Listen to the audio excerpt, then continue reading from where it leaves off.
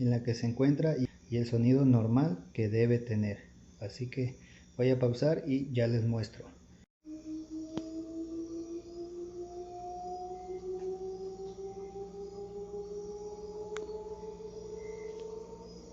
Como pueden apreciar, el sonido se ha solucionado el ruido que tenía al inicio. Ahí se encuentra en el proceso de centrifugado. La lavadora se encuentra totalmente estática, no genera ninguna vibración ni ruido. Vean. Espero que les haya gustado este video de la reparación que hice de esta lavadora de la marca LG. Ya saben, no duden de seguirme y conmigo hasta la próxima.